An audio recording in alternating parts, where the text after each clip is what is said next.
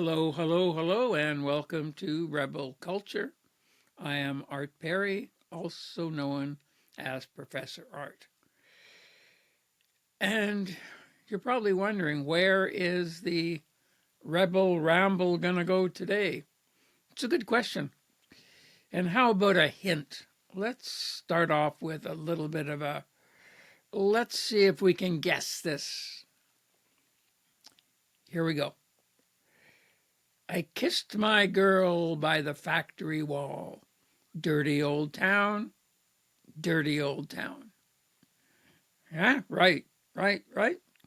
Shane MacGowan, one of the most majestic poets of our time, who passed away not that long ago. Uh, Irish lyricist and songwriter for the Pogues, the band from Ireland. And today we're going to look at Irish rebels, zeroing in on a few, because just the other day it was St. Patrick's Day, and I was thinking about um, the rebels in Irish history. There are so many, and there are 7 centuries worth of rebellion against British rule. Oh, thousands of people were killed, and just trying to free themselves from colonial occupation and so forth. That's part of it.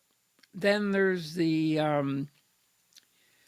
famine, the terrible potato famine, and all the people who tried to leave because of the starvation, only to be put into what were called the coffin ships, these ships that were supposedly helping people escape from the island and go to America and other places, but they ended up being death traps. And so the history, it goes on. There's the Troubles, right, in Northern Ireland, um, where they had for years the bombings and the murders. It's a place of incredible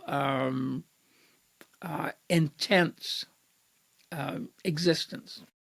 Now, what does that mean? I mean, it means that that has to be expressed, and that is expressed in the writing, in the poetry, in the novels, in the attempt to articulate what it means to be living in that kind of turbulent, ongoing environment. Now, interestingly, Ireland is not that big. It's it's about the same size as Indiana, the state of Indiana in America. Uh, the difference being Indiana has, I think, 7 million people, and Ireland has about 5 million, so it's a lot less, but it's about the same land mass. And Indiana, in terms of writers, has given the world the uh, glorious writings of Kurt Vonnegut, Slaughterhouse-Five. Billy Pilgrim became unstuck in time. That's great. This is amazing. Uh, Indiana also gave the world Abe Lincoln, James Dean. So there's a handful of people of some note. But when you look at Ireland, specifically the writers, uh, it it's unfathomable. Just look at this list here of Irish writers.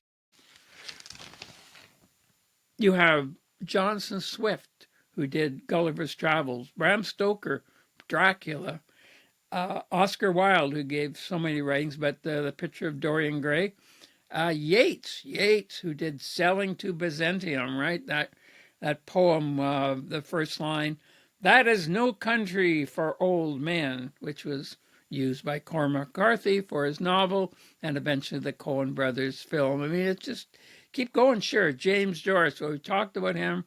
Ulysses, Finnegan's Wake, Samuel Beckett, Waiting for Godot, Endgame.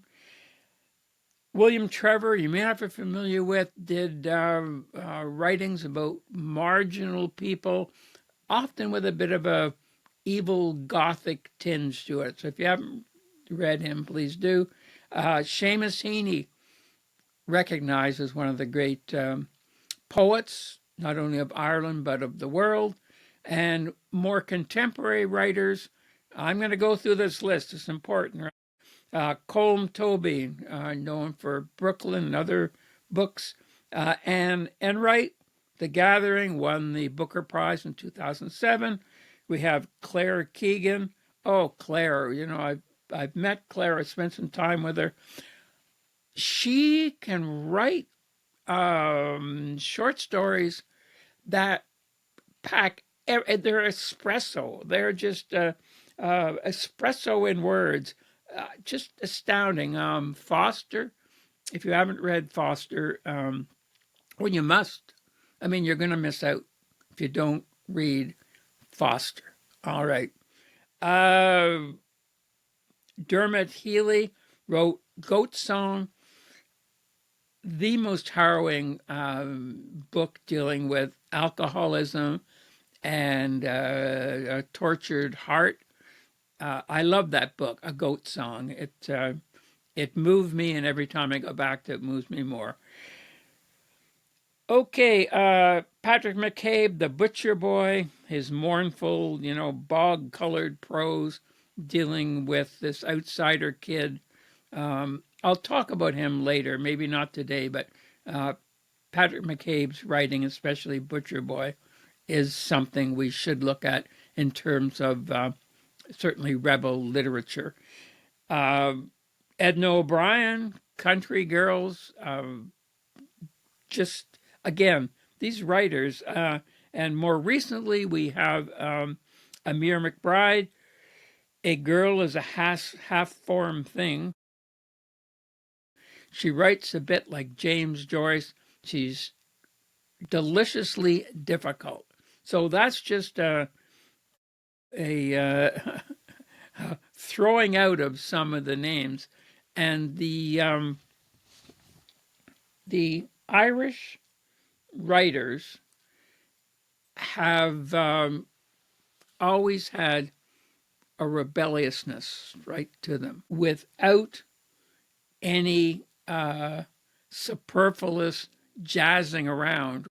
It's like it's honed right down to the bone. It's when you're reading Irish authors, nearly always it's a kind of truthful entry into the minds. Right? I don't know if it comes from, Joyce's stream of consciousness, but something like The Butcher Boy. You're right with that kid, Francis Brady, as he moves into towards murder and mayhem, right? And it's not a burlesque; it's a dark comedy. But all of these writers, right, are incredible. And I was thinking too about the writers and the whole history of Ireland, and it brought me to whiskey. Writer's tears. I started off with a quote from Shane MacGowan. Shane MacGowan also wrote the song Streams of Whiskey, right? I'm going where the streams of whiskey are flowing. So I thought it'd be apropos to mention Writer's Tears, a very tasty Irish whiskey from there was a couple from Carlow, which is a southern county, and they decided that in 1999 they were gonna they were gonna create whiskey, and the Walshes, I believe, is Bernard and Rosemary Walsh. Anyway, I thought I would have this, and because it is Irish Day here in our ramble time, I am going to pour myself some. So to you all, to your health and happiness, and I think it's only right that we have a little toast as we're moving into Irish Rebels. So cheers, and to I have no idea who Bernard and Rosemary are down there in Carlow. Carlow is a small town. It's 20-something thousand. But anyway, they make a damn fine whiskey. Whiskey and a lot of other things are part of the Irish cliche. And Pat McCabe, who I mentioned wrote Butcher Boy, said that, yeah, his writings are full of Irish cliches. They're full of the long-suffering mother, the alcoholic father, the rain, the poverty. Then he said it's only a cliche because it's a truth. And when you think about that, it's sort of the idea of the Irish. We have St. Patrick's Day, which is a global celebration of extreme hyperbolic cliche. And I don't think many people know exactly who St. Patrick was. Now, St. Patrick is the patron saint of Catholic Ireland. St. Patrick is also someone who brought a kind of mysticism to Ireland, and we're going back to the 5th century, right? St. Patrick's Day. I think you all know the green burlesque that happens on St. Patrick's Day. The silly hats, the sloppiness in bars, even green beer. What's that all about? And St. Patrick, was he the patron saint of silliness? Well, no. St. Patrick was a rebellious, fascinating individual. St. Patrick is turned into myths because of his expelling of the snakes from Ireland, supposedly. But the one thing that I just want to mention is he arrived in Ireland, and his idea was he wanted to spread the word of God, and he wanted direction. So he had a vision. Now, I don't know if you conjure up visions. I mean, I've tried. I've never really got a good one. But he conjured up a vision, and he had a visitation from Christ. And Christ said, Patrick, I'll tell you what you got to do. You got to experience the wrath of Satan. And he opened up the earth, and there was this cave. And this is in Ireland in the 5th century. So 5th century, Northern Ireland, St. Patrick and Christ. And Christ opens up the earth to this cave, and he says, Patrick, go down there, experience the torments beyond your wildest imaginations. Come out, and you'll be clear-headed.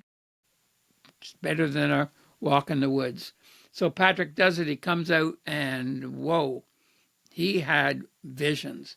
He was put through the wrath and fire and brimstone of the deep underworld. The word got around, and throughout the Middle Ages, this is the 5th century, all through the Middle Ages, like hundreds and hundreds of years later, all like the 12th century, 13th, 14th century, people went on pilgrimages to this place on the edge of Europe, this distant lake in Ireland, to go into the cave. So they built a basilica there, and people came from all across Europe. And they recounted, oh my gosh, they would recount what happened to them when they go down into this cave. And the cave's no longer there. It's been closed up long ago. But at the time, people were experiencing huge frogs that were gnawing off their hands and feet. There were, red hot nails that were being driven into. I mean, it was just like, oh gosh. And this became part of, yes, I want to experience this. There weren't a lot of amusement parks back in the Middle Ages. So what do? You go to this hole in the ground, and you go down. Whoa! Now, the whole story is so great.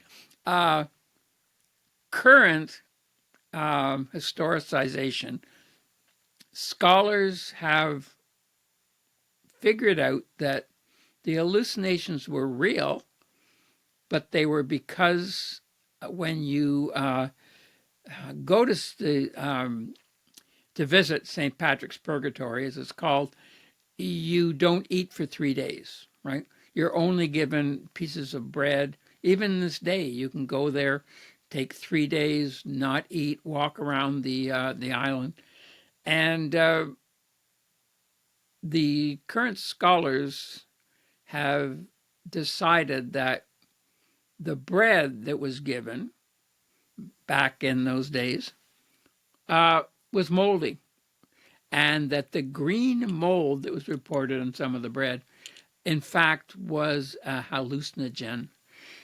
That's what they say, and that it was like LSD. So they were tripping out in Ireland. It's fast, but the imagery. Here are some images of Saint Patrick in the midst of demons. Some of the different people who experienced this. Some very well-known knights, of the medieval times and so forth. So when you think about St. Patrick, and you think of it as kind of a silly thing, just think about St. Patrick's Purgatory. Here's a few photos. I was allowed to go onto the island, and that was quite an experience. I won't go into it too much, but I wasn't going there as a pilgrim, because I'm not a follower, but I certainly am an observer, and I wanted to experience it. And I talked to the prior, his name was Richie, of St. Patrick's Purgatory, and he announced to the different people there, the pilgrims, that I'd be there taking photos. So I was given access, and I didn't want their picture taken or didn't want to talk to me. They simply put up their hand. So here are some images of the different people there, and it's a very, very charged place to this very day. And my most recent visit there was in 2019. But if you get to Ireland, I do think that this is a place that I'm not sure if you can just visit as I did, or you have to go with someone who does the penance of walking around in bare feet for 3 nights and 3 days. and not eating or sleeping. But anyway, final note about St. Patrick and the green. The green is to do with the shamrock. And St. Patrick, in his teaching, was teaching Christianity. And he used the shamrock as the three parts being like the Holy Trinity, right? Father, Son, and Holy Ghost. And pilgrims to Loch Derg and other people would wear the shamrock as a notation, right? So the wearing of the green, which is the common sort of most obvious part of St. Patrick's Day, which we just had, has to do with this, three-leafed shamrock. So green, the most obvious wearing of the green is leprechauns. Now, leprechauns are those little rebels, tiny rebels who are up for mischief. And originally, as in this illustration, they were connected to drinking, right? I'll have a sip. That's very good, by the way. Writer's Tears, recommend it. But over time, the idea shifted into the pot of gold, right? And the rainbow.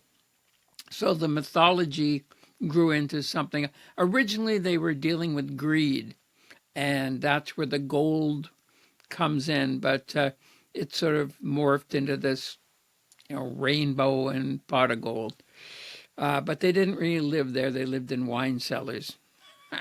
And they didn't wear green, by the way. They wore red. But anyhow, I spent a lot of time traveling in Ireland. I actually wrote a book about it, which was not published because, well, it's very interesting. It's a no, it's not long. It's a short story. I did my book on Tibet, did very well. It won awards, yay. Followed up by doing a book on Ireland. I presented it to Penguin, the publisher, and they said, Ireland? Have you got any color photos of the green? I said, no, I take my photos in black and white. But Ireland's green. I said, well, this isn't Ireland. This is my photos. And he said, sorry, we just have, if it's Ireland, it has to be green. So there you go. It's associated, Ireland, with green, just in everybody's mind. But my travels around Ireland, did I experience any leprechauns? No, I didn't. But I did have a leprechaun experience many years ago. In 1972, I was working at the National Gallery in Ottawa. I was primarily there as a lecturer on contemporary art, but I also wanted to do the children's program and the weekends. And it was a joyous thing to do, to be with the kids and go around the gallery. And we sometimes would do sketches of different works that were in the collection. Sometimes we'd go outside and go to outdoor sculpture and that kind of thing. Here's a photograph of me with the kids, but you'll notice on the other side, well, there's a leprechaun. The leprechaun is a guy called Harrigan, and I got a phone call from a local TV station, CJOH, and they had a show. What's called, I believe, Sandbox. But on there, one of the characters was Harrigan, who was a leprechaun. And there was a puppet called Mr. Green, and there was a pot of gold. And the pot of gold was this sprayed tin. It was sprayed gold with lights in it, like electrical lights, and some crinkled up cellophane, yellow cellophane, so it looks sort of like gold, and the light went through it. Okay, great. I was there with some kids from the program. It was 7 a.m. in the morning, I remember, and we were we were dancing around the pot of gold at 7 a.m. in the morning on TV in Ottawa, and the heat from the lights against the cellophane caused it to combust. So the pot of gold turned into a very stinky, melting mass of cellophane. And that's all I remember. But I thought I would mention that is my only experience with with a leprechaun, other than the writer Claire Keegan. When I was staying with her at an artist retreat in County Monaghan, we're sitting having breakfast, and she looked out the window and she started panicking because the groundskeeper was about to cut down a bush. It was a fairy bush. And she was panicking that, the bush would be destroyed and the fairies were there. And I thought she was, joking, right? This, very erudite author and thinking person. But no, she believed the little people were there. So I didn't have a actual sighting of leprechauns or fairies, but I did have those two experiences to, give a bit of credence to it all. Okay, I want to end with, in this sort of meander through Ireland and different things, mythologies and rebels and such. I want to read a quote, not by an Irishman, but by a photographer who has meant the world to me, and I think has a real clarity about the place of the photo image in our world, in our ethos, and that's Christian Boltanski. And I'm going to use this quote that he gave about photography and deal with my grandmother, my Irish grandmother. I'm interested in what I call little memory, an emotional memory, an everyday memory, the contrary to the memory with a capital M that is preserved in history books. This little memory, which for me is what makes us unique, is extremely fragile, and it disappears with death. The loss of identity, this equalization in forgetting, is very difficult to accept. Now, this image is one of, it's called The Reserve of Dead Swiss, and it's just photographs of different Swiss people from the obituary columns in the newspaper. He doesn't know who they are, they're arbitrarily chosen. And it's just dealing with the fact that we treasure these photos of people. They mean everything to us. Photos of mothers, fathers, kids, all of this. And we treasure them. And as time passes, they become, charged mementos that we hold so dear. But only for us, not memory with a big M, right? And as he says sadly, that, they disappear with death, right? Any importance they have. And I think about that.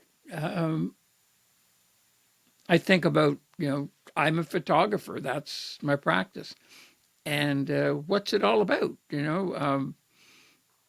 Should I be worried about longevity with the images, or are they of a time and place? Or it's just.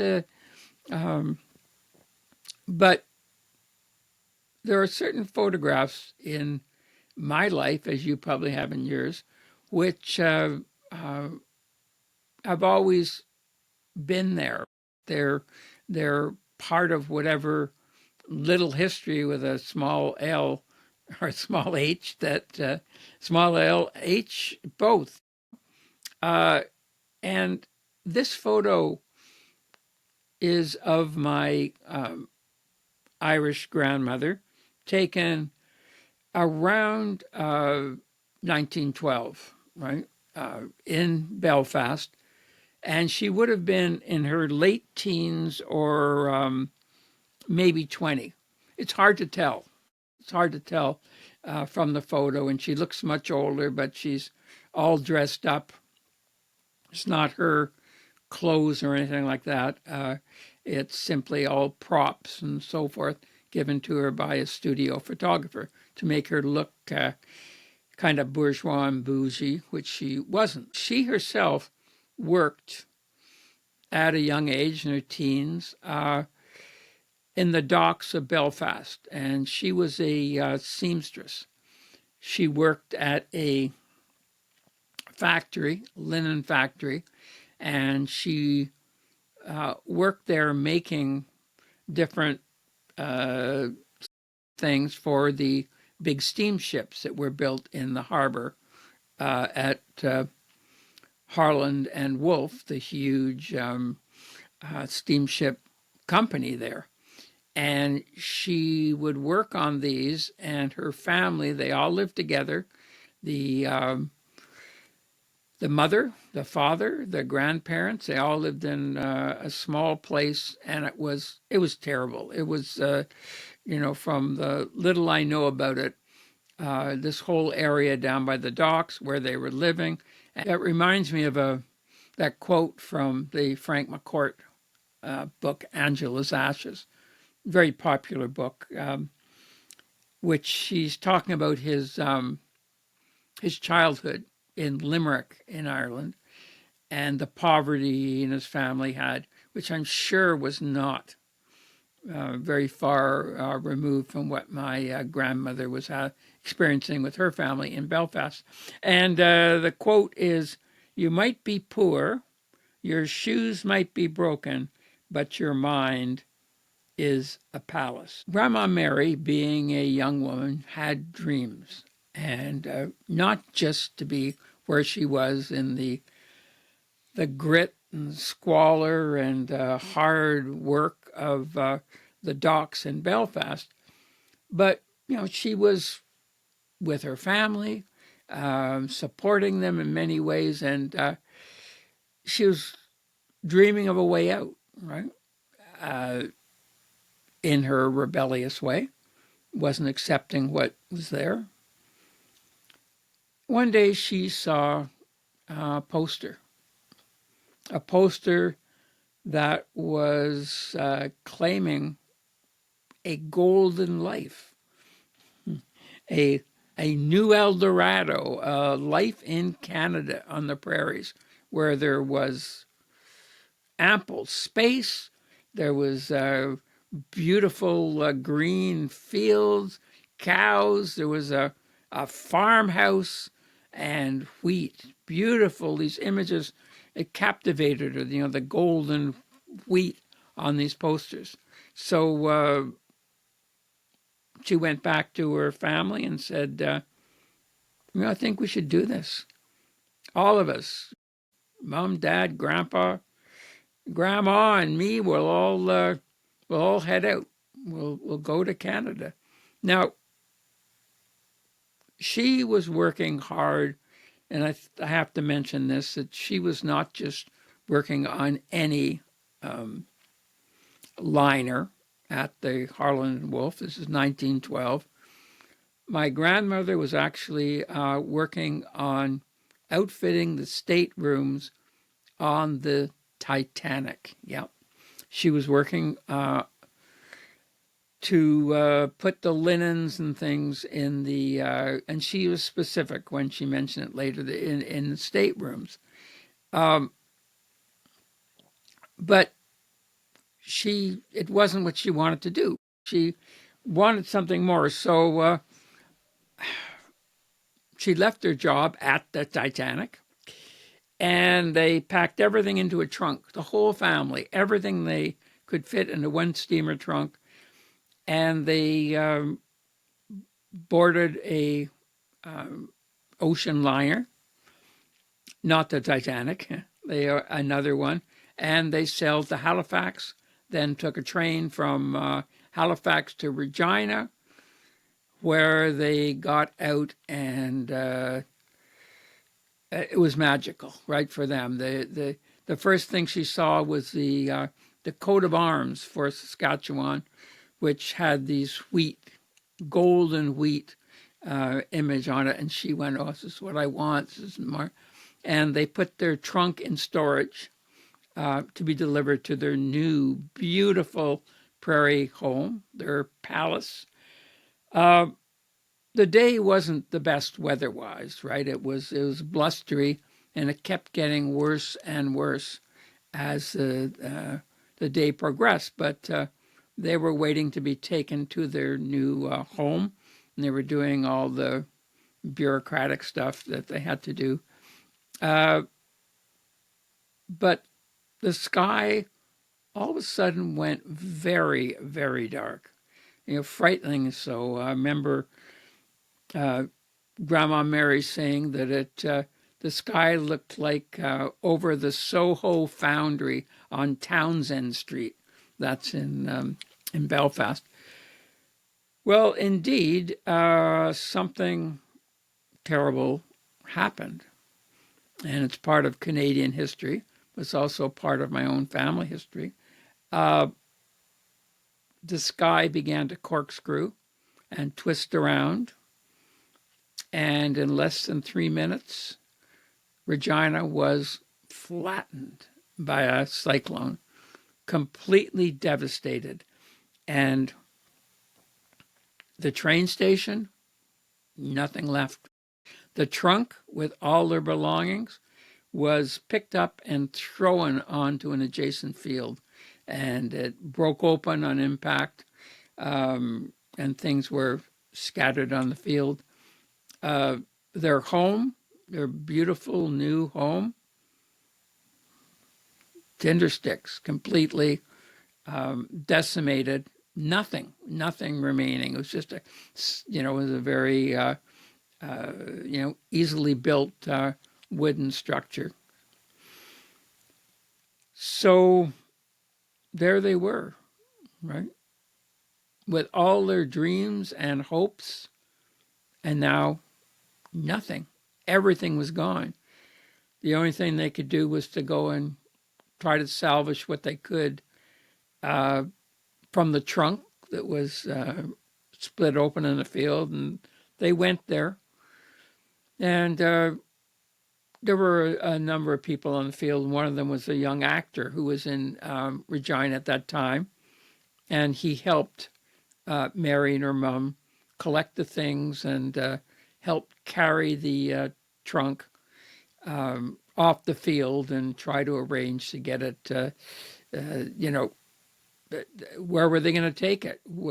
And it was arranged actually that they were going to be moved to a sod hut. They're called soddies, right? Earth with lightless, with a door stuck in dirt, basically. And this was, so the young actor was very, Grandma said, very nice. And it turns out the actor, now this is not hyperbolic stuff. This is, we got your hurricane, we got the Titanic. The actor was someone who was famous for being in a storm himself, but with lightning. It was Boris Karloff, right? Frankenstein, who was hit with the lightning and brought alive. And yes, in fact, Boris Karloff was in Regina at this time of the hurricane or cyclone, and he helped my grandmother and her family, you know, pick up their pieces. My rebel grandma Mary, from what I was told by my mother, she never fully recovered from that. She still was a fiery woman for sure. I did get to meet her later in her life, but she always carried a pathos, a weight with her of guilt, of happiness, just for bringing her family there, and this happened, and so much more. But she was a seamstress, and I remember as a young boy, she asked me, "Well, what would you like me to sew you? I could make you a toy." I said, "Oh, I don't know." She said, "What do you like? What characters do you like?" And I said, "I like Bugs Bunny." She said, "Okay," and she made me a. It's quite large. I remember. I don't have it anymore. Too bad, right? But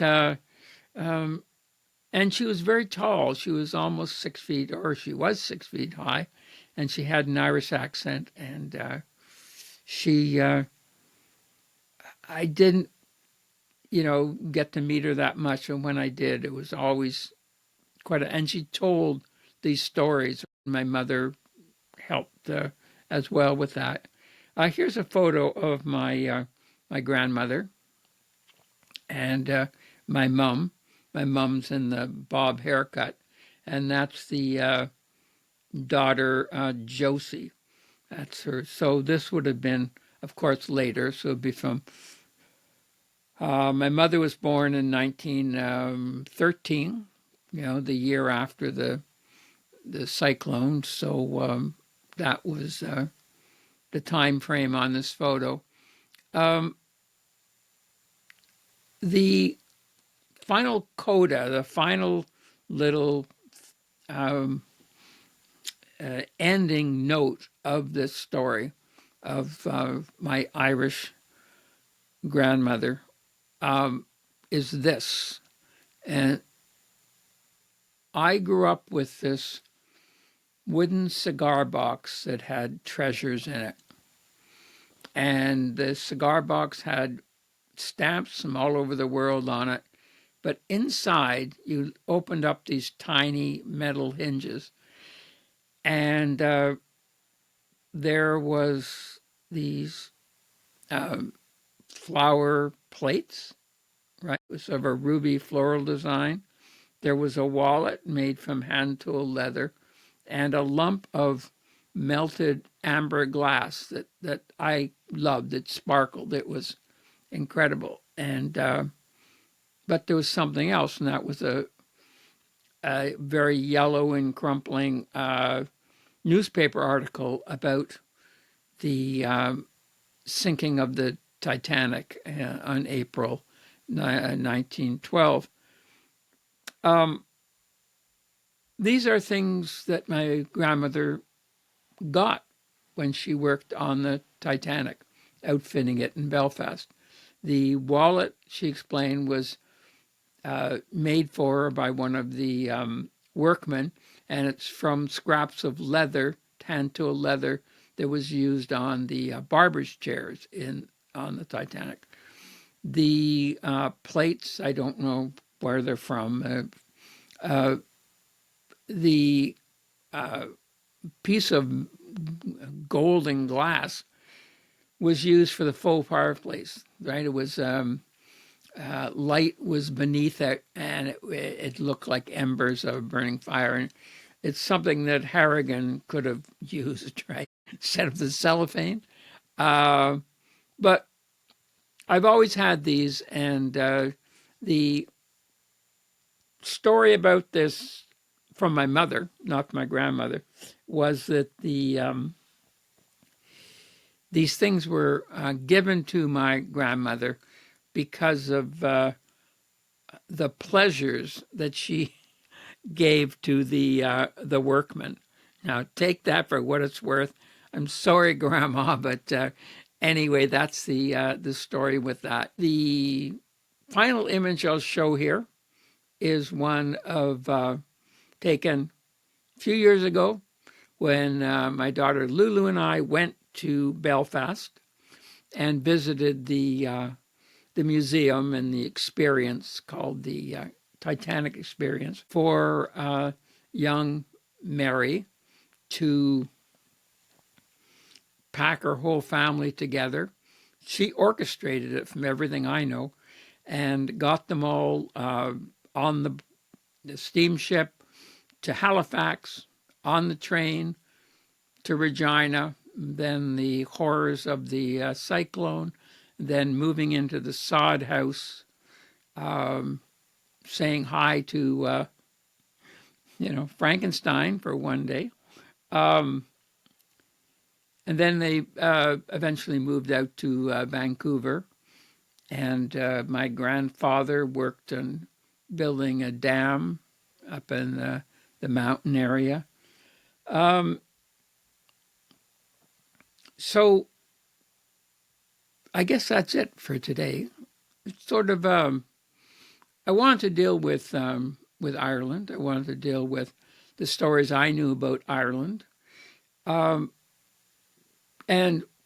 in terms of rebels, I just want to end with some images that I took.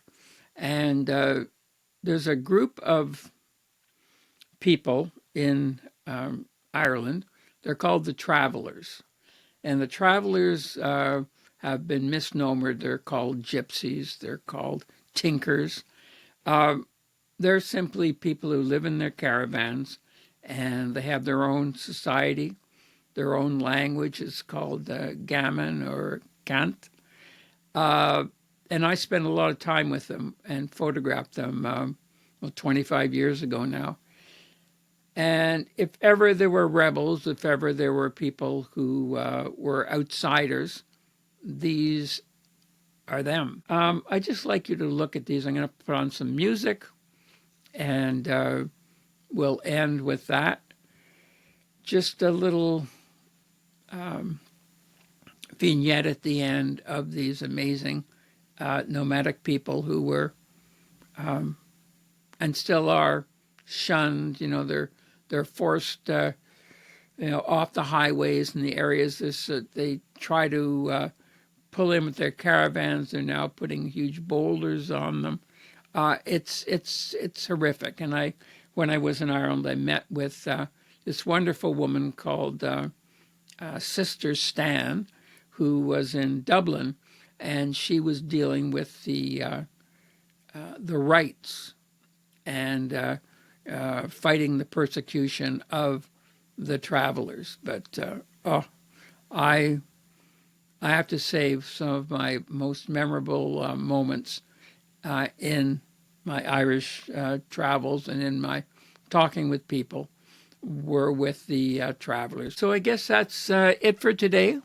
So a final cheers and to you and to your health and to your happiness.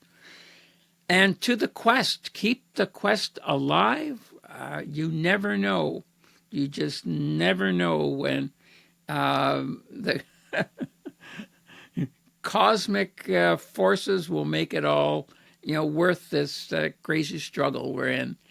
Also, hug a rebel. You must know someone who's a bit rebellious who probably is not getting the understanding they deserve. Give them a hug. And I will see you next time, wherever we go on our rebellious journey. So cheers and ciao for now.